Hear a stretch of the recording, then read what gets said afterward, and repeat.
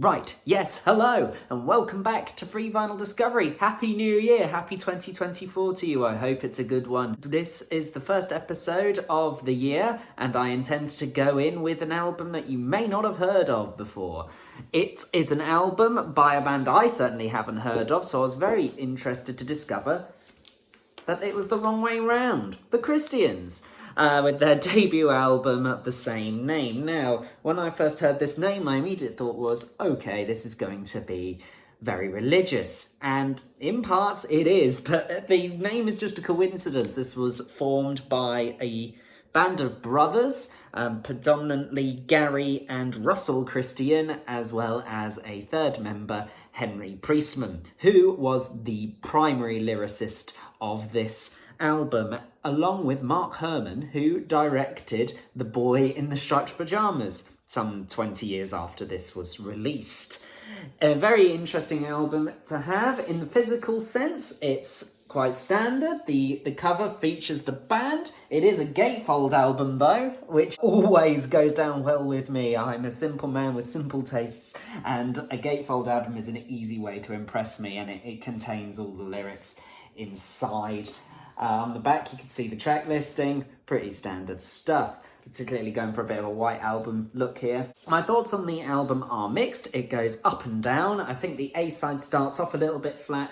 First track, Forgotten Town, while catchy, is a little bit annoying. It goes on for about 5 minutes, and it does not need to be that long. It does not warrant its length.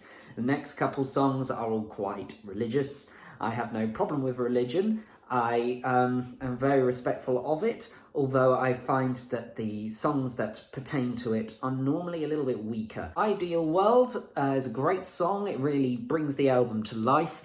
This is where it really starts to get interesting with their comments on race. I thought that was very poignant. Save a Soul in Every Town closes the A-side, which, while religious, is still a really good way to go out, and I did enjoy that one greatly.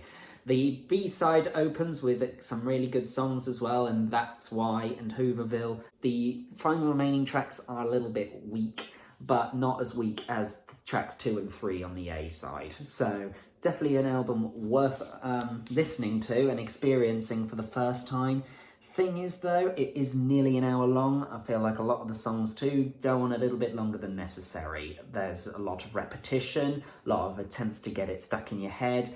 And to be honest, it didn't always work, and when it did, it wasn't always for the best. But the main tracks for me were Ideal World and That's Why. Those two are the really important ones. I wouldn't recommend listening to it in full. Go in with the main tracks. There were about 6 or 7 singles that were released in this album. But their next album, which is called Colours, I believe, it got to #1 in the UK charts. So this was probably not as good as the Christians ever got, although I'm yet to dabble in that side. The sound is very soft, the sound is quite 80s. His vocal reminded me of Fine Young Cannibals, but a lot slower. So very interesting comparison to make for those of you who are aware of the Fine Young Cannibals. But if you listen to some of these tracks, you'll see that it is very much akin to Roland Gold.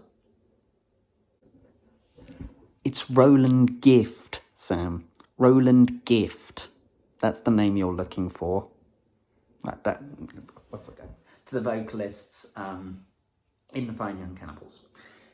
Have you heard of the Christians? Am I tardy to the party? Let me know what you think if you have any exposure to this. If you don't, I'm sure my review hasn't done anything to persuade you to go on to it. But this is the place where everything's free. This is coming to my hands at no costs, and I'm very grateful to have listened to it at the very least. I'm an 80s boy. I'm going to enjoy some 80s music. Thank you very much for watching, and I shall see you next week.